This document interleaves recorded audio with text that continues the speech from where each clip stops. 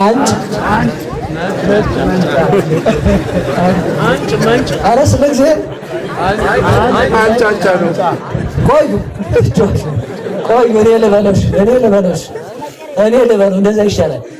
አጣቢ በሉ ታጣቢ መታጠቢያ ስንት ሆነ? አሁን ስንት ሆነ?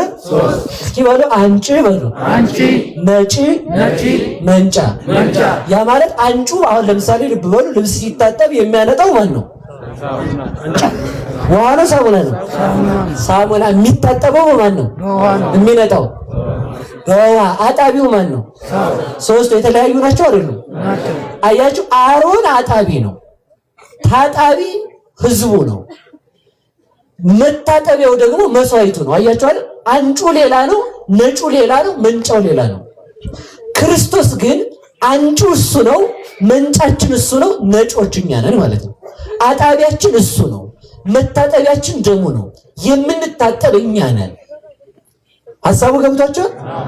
አንጭነት መንጫነት ከአባቱ ከእናቱ የሚለውን አልነግራችሁም፣ ልትወርሱ ግራ ሲገባችሁ ስለሚያመሽ ማለት ነው። ስለዚህ ልብ በሉ፣ ወደ ነገር ልውሰዳችሁ። አሮን አንጩ እሱ ነው፣ መንጫው ደመበግና መስዋዕቱ ነው፣ ነጩ ደግሞ ህዝቡ ናቸው። አንደኛ አንጩ በሽተኛ ነው ማለት አሮን በራሱ በኃጢአት የተያዘ ነው። ምን ይላል? ወያቄርቡ መስዋዕተ ቅድመ በእንተ ኃጢአቶሙ ወድኅረ በእንተ ሕዝብ። አሮን አስቀድሞ ስለ ራሱ ኃጢአት ደም ይዞ ወዴት ይገባል? ወደ ቅድስተ ቅዱሳን። የደህንነት መስዋዕት የሚባል አለ፣ የሰርክ መስዋዕት የሚባል አለ።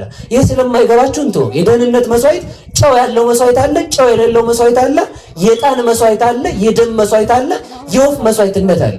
እነዚህ ይበላሉ አላልኩም? እሺ፣ አሁን ሰው እንደዛ እንዳይወስደው ብዬ ነው። ስለዚህ ልብ በሉ፣ አንድ ጊዜ የደህንነት መስዋዕት ወዴት ይገባል? ወደ ቅድስተ ቅዱሳን በሉ። የምን መስዋዕት? እስኪ የደህንነት መስዋዕት በሉ። ይህ በዓመት አንድ ጊዜ የሚደረገው የሚገባው ሊቀ ካህኑ ብቻ ነው። ሌሎች ሌዋውያን አይገቡም። አንድ ጊዜ ይገባል። ልብ በሉ። ሁለተኛ አሮን ስለ ራሱ ኃጢአት ምን ያቀርባል? ምን ያቀርባል? ሶስተኛ ስለማን ኃጢአት መስዋዕት ያቀርባል? ስለ ራሱ ኃጢአት። የመጀመሪያ አሮን ይኸው ኃጢአተኛ ነው፣ ስለ ራሱ ኃጢአት ምን ያቀርባል ተብሏል? መስዋዕት።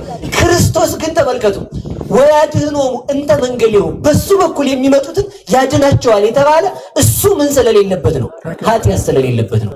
አሮን በሱ በኩል የሚመጡትን ምን ማለት አይችልም? ማዳን አይችልም። እንተ መንገሌሁ ማለት ወይ ተነብል አይደለም፣ ወይ ተነብሎም አይደለም።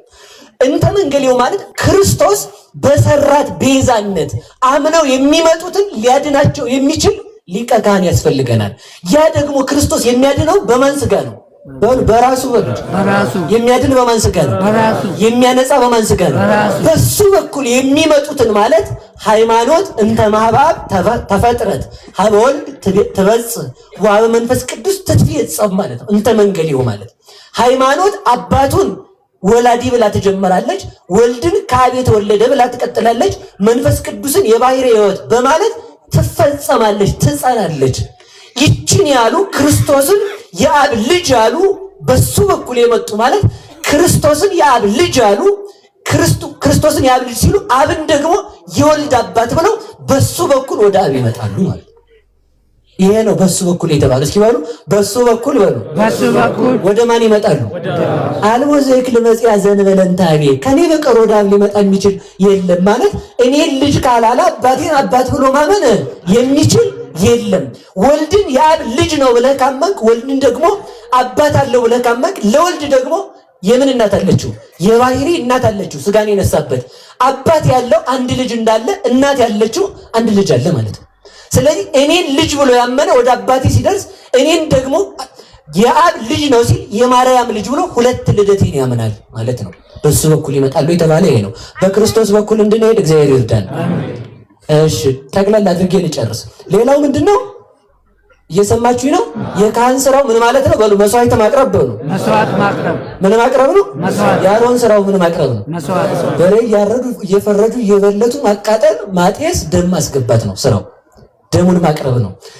ሊቀ ካህን የተባለበት ምክንያት ካህን የተባለበት ምክንያት የራሱን ደም ለማን አቀረበ? በሉ ንገሩ፣ መልስ። ለማን አቀረበ? ይሄ ነው ችግሩ። በሉ አሁን አንድ ጊዜ ክርስቶስ ስንል በሉ ክርስቶስ ስንል እሱ ራሱ መስዋዕት እሱ ራሱ መስዋዕት አሳራጊ እሱ ራሱ መስዋዕት ተቀባይ እሱ ራሱ ስርየት ሰጪ ነው። ሰምታችኋል? ሊቀ ካህን የሚያሰኘው ይሄ ነው። አሮን የሚያቀርበው በግ የሚቀርበው ወደ እግዚአብሔር የሚያሳርገው በክህነት ተቀባዩ እግዚአብሔር ስርየት ሰጪው መስዋዕቱ ሳይሆን በመስዋዕቱ ላይ አድሮ ማን እግዚአብሔር። ሰምታችኋል? ካህን ነው የሚያሰኘው ይሄ ነው። ክርስቶስን ካህን ነው ብለህ ከቀረህ ስተሃል ማለት ካህን ነው ብቻ ብለህ ከቀረህ ካህን ነው ብቻ ሳይሆን ንገሩኝ እንጂ ሊቀ ካህን ነው። እሺ ካህን ነው ብቻ ሊቀ ካህን ነው ብቻ ብለህ ምን ማለት የለብህም መቅረት የለብህም። ምን ማለት አለብህ? መስዋዕት ነው በሉ እንጂ መስዋዕት ብቻ ነው ብለህ ከቀረህ ምንነቱን መስዋዕት አሳራጊነቱን ምን ትላለህ? ትረሳለህ። ይህ ክርስቶስ መስዋዕት አሳራጊ ነው ማለት ነው። መስዋዕት አሳራጊ ነው ብቻ ብለህ ከቀረህ ማን ነው መስዋዕት ተቀባይ ማን ሊሆንብህ ነው ማለት ነው? ሌላ አካል ሊሆን ነው። መስዋዕቱን ተቀባዩ ማን ነው ደግሞ? ወደ ነገር ራሱ ስርየት የሚሰጠው ማን ነው? ሊቀ ካህን ነው ስንል መስዋዕት ነው። ከዛ ያንን መስዋዕቱን ደግሞ ያቀረበ ካህን ደግሞ ማን ነው? በገዛ ራሱ ደም የገባ ካህን የለም። አሮን የሚያቀርበው በግ ነው። እሱ ግን የሚያቀርበው ራሱን ነው። ወለከ ናቀርብ ለከ ነው የሚለው። እንደው አንተን ለማን እናቀርባለን? ላንተ። እስኪ በሉ አንተን በሉ። አንተ ለማን እናቀርባለን? ክርስቶስን ለክርስቶስ ነው ካህን የሚያቀርበው።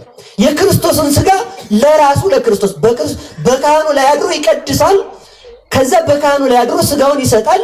ከዛ ያን ስጋውን ያሳርጋል። እንደገና ይቀበላል። ከዛ ምን ይሰጣል? ስርየት ይሰጣል። ክርስቶስ ራሱን ተመልከቱ። ልብ ብላችሁ ስሙ።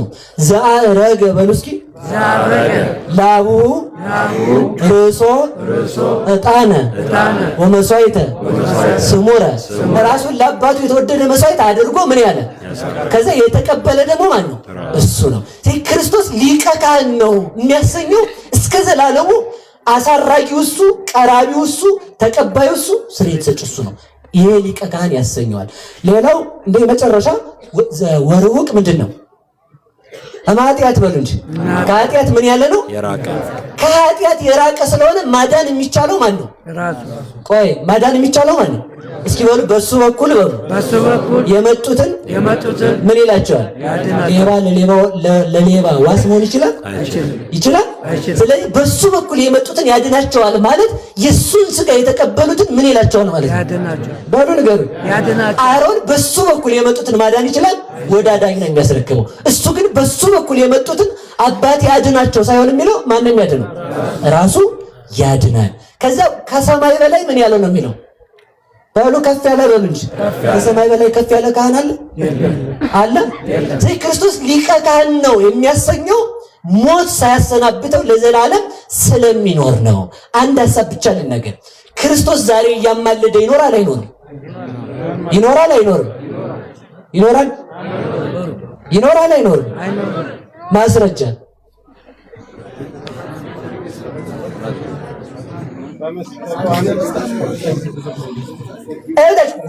ዕብራውያን ምዕራፍ 1 ቁጥር 3 ላይ ወውእቱ ገብረ በዘያነጽ ኃጢአታን በአካለ ሕላዌሁ ምሶአ እሶ በተለይ አካሉ ሰው ሆኖ አንድ ጊዜ ራሱን መስዋዕት አድርጎ ካቀረበ በኋላ ነበረ በየማነ እበዩ ዘበሰማያት በአባቱ ቀኝ በልዕልና ተቀመጠ። እስመ ብሂለ ነቢይ ያእምር ሀበ ዘይተልኮ አሳላፊ ካለ አሳላፊዎች ከቆሙ ምን አለ ማለት ነው? ስራ አለ። አሳላፊ ከተቀመጠ ማሳለፍ እንደቆመ ወውእቱሰ ነበረ በየማነ እበዩ ዘበሰማያት እሱ በአባቱ ቀኝ በሰማይ ተቀመጠ ካለ ምን የለም ማለት ነው? ተልኮ የለም። አንድ ጊዜ አዳነን ነው የሚባለው። እስኪ በሉ አንድ ጊዜ በሉ። አንድ ጊዜ አዳነን። ለምን? ጽኑ መድኃኒት ነው በሉ። ጽኑ መድኃኒት። አሮን ለምንድን ነው 10 ጊዜ በሬ ሲያርድ የዋለው? አንድ ጊዜ የሆነው መድኃኒት ማዳን ለዘላለም ማዳን ስለማይችል፣ ክርስቶስ ግን አንድ ጊዜ ነው የሚለው። በሞት አንድ ጊዜ በሉት። አንድ ጊዜ ምን ሆነ አለ? መስዋዕት ሆነ። ሰው አርሶ አንድ ጊዜ ራሱን ሰዋ። ያ መስዋዕትነቱ ለዘላለሙ ሲያድን ይኖራል። ማስረጃ አንድ ጊዜ ብርሃን ይሆናል በሉ። አንድ ጊዜ በሉ። አንድ ጊዜ ብርሃን ይሆናል። ያ ብርሃን ወጥቶ ይኖራል በሉ። ይወጣ ነው የሚኖረው ብርሃን ወጥቶ ነው የሚኖረው በሉ እንጂ። አንድ ጊዜ ይሁን ያለው ብርሃን እየበራ እንደሚኖር አንድ ጊዜ መስቀል ላይ የከፈላት አስታራቂነት አይደለችም፣ ቤዛነት ነው የምትባለው። ለምን አዳነን፣ ከዛስ ወቤዘወን አዳነን፣ ከዛስ ተቤዠን በሉ እንጂ። ተቤዠን መቤዠት በሰውነቱ ነው። ማዳን የአምላክነቱ ስራ ነው። በማዳን አብ መንፈስ ቅዱስ ከወልድ ጋር አድነውናል። ቤዛነት መሆን ግን የምንበላው ስጋ ግን የማን ስጋ ብቻ ነው? የክርስቶስ ስጋ ነው። ካሳን የከፈለልን ቤዛ የሆነን ጠበቃ የሆነን በአብ ዘንድ ጠበቃለን ማለት እኮ ተመልከቱ። በአብ ዘንድ ጠበቃለን ማለት የአብ የባህሪ ቃል ወልድ ኢየሱስ ክርስቶስ ሰው ሆኖ ስጋን ነስቶ ስጋችን አምላክ ሆኗል ማለት ነው። የሚፈርድልን አለ። እስኪ በሉ የሚፈርድልን በሉ። ይፈርድልን አለ አለ በሉ። አንዳንድ ይበሉ ይፈርድልን አለ። እንግዲህ አሁን ሰው ብንመለስ ማን ይመራናል ብትሉ ዘመዳችሁ ጠበቃችሁ ማለት ስጋችሁን የለበሰ ለእናንተ የሚከራከር ማለት ነው እንጂ የሚለምን አይደለም። ያ ዘመዳችሁ ምን ይላል? ይመራችኋል ነው። ብትመለሱ የሚመራችሁ ስጋችሁን የነሳ ሊቀ ካህን ነው ማለት ነው። ስለዚህ አንድ ጊዜ በሉ አንድ ጊዜ አዳነን። ስንት ጊዜ? አንድ ጊዜ። ስንት ጊዜ? አንድ ጊዜ። አንድ ጊዜ አዳነን ማለት አንድ ጊዜ የወጣችሁ ፀሐይ እየበራች እንደምትኖር ምሕረትከ ጽኑ ጽዋዕከኒ ጽኑ ወያረዊ አንድ ጊዜ የተጠጣው ያረካል ይላል ቅዱስ ዳዊት። በገጠሩ ትልቅ ጽዋ አለ እዚህ ሀገር አላውቅም። አንድ በቃኝ የሚባል እንደዚህ ጉንጭ አለው እንደዚህ ያለ ነው። አንድ ጆክ ይይዛል ይመስለኛል ሳስበው። ያን አንድ ጊዜ የለበስክ በቃ ሁለተኛ ጥም ከቻይ ይበቃል ማለት ነው። ምን ማለት ነው? ይሄ ሲተረጎም የክርስቶስ ደም አንድ በቃኝ ነው ማለት ነው። እስኪ ወይ የክርስቶስ ደም በሉ። የክርስቶስ ደም ስንት በቃኝ ነው? አንድ ጊዜ ተቀብለውት ለዘላለም አድኖ እንደሚኖር አንድ ጊዜ ሰውን ፈጥሮ እየተባዛ እንደሚኖር አንድ ጊዜ ፀሐይን ፈጥሯት እያበራች እንደምትኖር አንድ ጊዜ ነፋስን ፈጥሮት እየወጣ እንደሚኖር አንድ ጊዜ አድኖ ለዘላለም ምን ሲሰጥ ይኖራል? ስሬት ሲሰጥ ይኖራል እንጂ በየጊዜው ክርስቶስ አያማልድም። አማልድም ከተባለ በመኖሩ አድሮ እመኑብኝ እያለ ያስተምራል ተብሎ የሚተረጎም ከዛ ውጪ የለውም። እና ስለዚህ ሊቀ ካህናት እንዲህ ያለ ያስፈልገናል የተባለው ካህን የተባለበት ምክንያት እሱ መስዋዕት፣ እሱ ስጋውን የሚቆርስ፣ እሱ ስጋውን የሚሰጥ፣ እሱ ስጋውን የሚያሳርግ፣ እሱ ስሬት የሚሰጥ።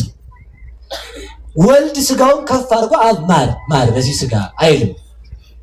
አብ የማን ልብ ስለሆነ የክርስቶስ በሉ ንገሩ። የክርስቶስ እስኪ በሉ ማር በሉ አንድ ጊዜ ስትታረቁ ልብ በሉ ልብ በሉ በሉ ልብ በሉ እንጂ ማር እስኪ በሉ ልብ በሉ እንጂ ማር ሕይወት ማር ቃል ማር ይባላል።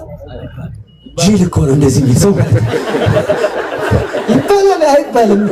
ወልድ አብን ማረም ይቅር በላቸው ይባላል ማለት አብ የማን ልብ ነው እያልኳቸው ያሉት።